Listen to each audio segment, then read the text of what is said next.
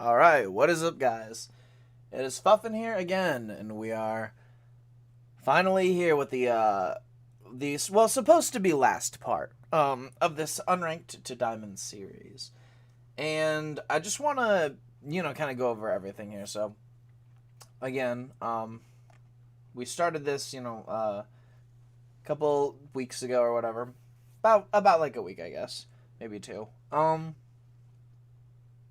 So yeah, we have our stats here, and as you can tell, we have been pretty much playing the all legendaries comp, like my specific variation, most of the time. And I'll get into that in the full rundown that I plan to make on how to actually play my anti-meta legendary variation, whatever you want to call it. But if you're new here and you are not subscribed, if you would like to subscribe, I would appreciate it. Not sure how much it helps you out, but it helps me out a ton. And, I make content like this as consistent as I can. So, without further ado, we're going to try and bust this down. So, basically, as you can tell, Shen was like the biggest thing I played during these. I played 47 games to get to Diamond. That's far higher than normal, like what people would like be playing in these series. But as I explained in the first episode, I wanted to kind of break each of these down specifically. Like I said, the silver was like iron to like silver. I wanted to actually have an episode on it, and so you can go watch the first episode if you'd like.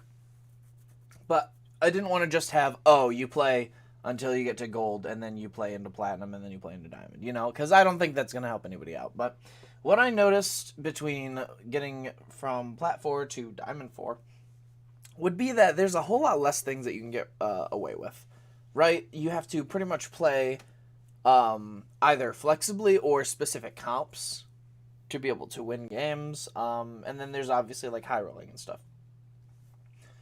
So we can hop into the matches. Sitting in a lot of these, and I guess we can go over the placements too as well. Most of my games were first through fourth, a couple sevenths and eighths. I explained how a couple of them were, kind of just like throwaways or whatever. But there was a couple of these sprinkled in there for good faith. But for the most part, I was trying to get top fours, obviously. But playing the all legendary comp pretty much guarantees you some form of, like, if you're going to win, you're going to win. And if you're going to lose, you can kind of try and pad it for a fourth. That was my plan. Basically, I would play for first or fourth was pretty much how I'd play in my games. And then I'd settle on second and third. So that would be how it is. And then there's just the games where maybe I just underperform, or maybe I'm too tired, maybe I don't want to, there's a bunch of excuses for those. But basically, my only advice is once you get to platinum, you have to start like really minimizing what you are letting yourself get away with, right? So if you are basically like playing on no sleep for 5 hours, or if you have maybe something wrong with your mental, like maybe you are really depressed about something, you cannot keep playing, because the reality of the situation is that you're not going to just get over it, or you're not going to play the video game and forget about your problems. You're just going to start playing horrible, and it's going to put you in a worse mental state. That's something that I know a lot of people who have a mental issue, deals with, because at the end of the day, that's something that we all deal with. But you got to get over a lot of things outside of the game to really push from platinum to diamond. And that is just strictly because you have to be able to minimize your mistakes. And, it's just something that you have to do. There are times where you just can't play the game for as many hours as you can. And if you're not playing it to the highest extent, you're playing it reflexively. So that is what it is. But once you get to this level of play, you kind of have to either be really creative or stop being creative. You either have to be very flexible in your play, or you have to be very rigid. If you open up like Moonlight Diana, you have to completely dedicate to the Moonlight Diana and go like either 2nd or 7th. And it's all on how if you want to play that. For me, I am currently a master player. So I've developed my own style, which is what I'll go through again in the future video, of getting to this point in every game. And there's a couple exceptions, obviously. You know, I played 6 sharpshooters here to just salvage a 3rd. I think I played Fortune in this one. That's one thing I'll say here too. Do not play Fortune. Absolutely don't play Fortune. Don't play Fortune. Don't play Fortune. Please, for the love of God. If you want to win your games and if you want to climb, do not play Fortune. And that's because every single game I played Fortune, and I mean this without exaggeration, the way that I got to master on my main account, because I started playing the Unranked to Diamond series and got to like gold in my first day, and maybe even like gold 1 or whatever. And then I played on my main account and got into masters from Diamond 3, I think, Diamond 3 0 LP. I had peaked at like Diamond 290 or whatever. But I actually got into Masters 50 LP. By not playing Fortune. And that's because the time that you need to take damage from Fortune, you are taking way too much damage currently. And you have way less time to actually recover out of it. Unless you are already a very high player that is just trying to get YouTube clips or something, do not play Fortune. Please, for the love of God, trust me. I played almost 50 games on this account, and every time I played Fortune, I would take either 7th, 8th, or 6th. And I'd regret it. I'd be like, wow, I'm still playing on this Unranked to Diamond account, and I'm playing an extra game because of that, and it was a waste of time, and it was bad. So, yeah. But one other thing I need to mention.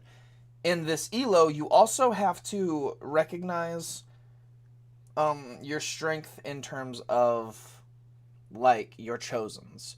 So, you have to kind of start getting a flow for the game, because this is where people will start to not make the general mistakes that you can get you can get away with a lot of things up until like Plat 4. And maybe even Gold 1. Where people will just kind of do things. And I can probably even go back and check. You know, we can probably go back to a point in which I was getting away with some things. That was probably not... I think Talon might have still been good at this point, so maybe that's too far back because it's not in the current patch. But let's see. I mean, there's the Diana game, there's Warlords, Warlord Reroll, which I don't think are either inherently bad, but then I pretty much switched into all Legendaries. I tried playing like Hunter variations of it. I've realized that the Hunter variation, one of them that I had actually mentioned in an earlier video, just is not viable right now. But, I mean, what is this? 3 Warlord, 6 Warlord, 4 Duelist. You know, this with Xin Zhao reroll. So who knows? You can get away with a lot of things, but I know that when I played and was getting to level 9 playing my all legendary variants, it was just like way too like consistent. And I got used to it. And then I had to adapt my play once I got into the Platinum, which is why I took the highest, even though I play through Diamond regularly. So there's that. I mean, here, this comp, I mean, we have 4 Divine, 3 Moonlight, and we're just pulling out a 4th. And then here I tried playing some variation of Ari. There's things that no longer work. Like here, for instance, I'm trying to play some Hunter variation, right? And it just gets me a 5th. I guarantee playing something like that would have gotten me a 1st in these further back games, but not for the reason that you may think, right? Because this is something that I can't really explain that well over the LOL Chess reviews, is that this is what I ran for most of my games. Like, variations of this is what I was actually running before I got to this, right? The way that I play, and why LOL Chess reviews are inherently bad, is that I just play strong things. I mean, here, like, these are very weird comps, but these comp variations I realized were not working, and so I stopped running them. And then when I stopped running them, my play adjusted to, you know, more first places. You know, it's just like, eventually I would switch out of that hunter variation and switch into these final variations. So, in general, that's just another thing.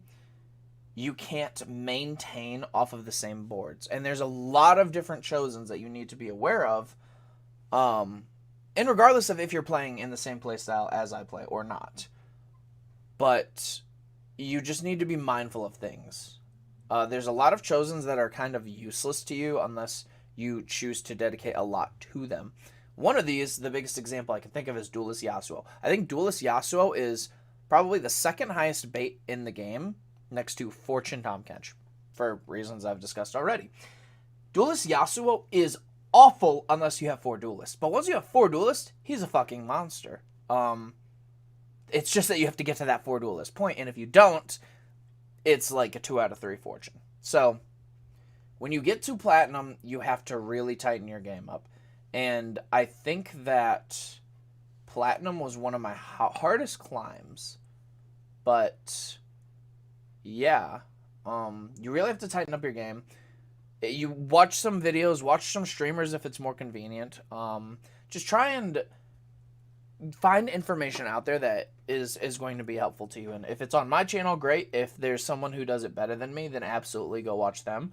I fully endorse doing whatever you would like to do to accomplish your goals. That's completely okay. But, you know, you just have to tighten up on your game.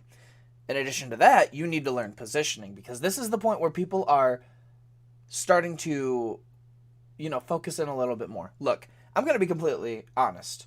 Nobody gets to diamond or like high platinum just by chance, right? Or just by like not investing anything into the game. It doesn't happen. The highest I've seen people get is like maybe plat 4. And that's if they may have had like experience from Hearthstone or something. But people will start watching content and people will start learning the tips and tricks that you're learning. And that's what you need to take into account. You are no longer able to play, you know, 1v7. Now you have to play 1v, 1v, 1v1, etc. You know, you have to account for everybody else having the same knowledge that you do, outside of just the common knowledge that's present in TFT. So you really, really, really have to get into a completely different mindset, and there's no other way I can describe it besides just brute forcing and playing your way through these like games and trying to figure it out for yourself. But with that said, I mean, this is technically the final episode of my Unranked to Diamond series. However, like I mentioned earlier, I actually, this set, got my Masters. So, as of last set, in set 3-5, I got to Masters as well. But I never had the motivation or really the drive to play this set out. There's been a couple patches where I just did not feel like playing. And there was no real super fun thing that really motivated me to learn everything about it. And this was the exact same thing that was present in the last set as well. I'll let you know this. I got Masters last set with Chrono Ash. So I have Masters this set with this anti-meta variation. I am a player who will like to learn everything about something and have fun with it. And I'll shout out Treebeard because he really played the Chrono thing first last set, and I actually got coached a little bit from him because I thought it was so fun to play. But for this one, I did this, you know, just trying to figure it out on my own and seeing variations of the All Legendaries comp being played before, and the fact that All Legendaries are relatively strong at this moment. I just tried to figure out how to optimize everything. So there will be one more episode being like a kind of epilogue thing. And then there will be an episode where I actually will break down how I play TFT. And I hope you guys will stay tuned and watch for that one too. And again, consider subscribing if you would like to. And at the end of the day, I hope you guys have some good games, and I hope you guys enjoy TFT like I have recently. So, with that said, you guys have a good one.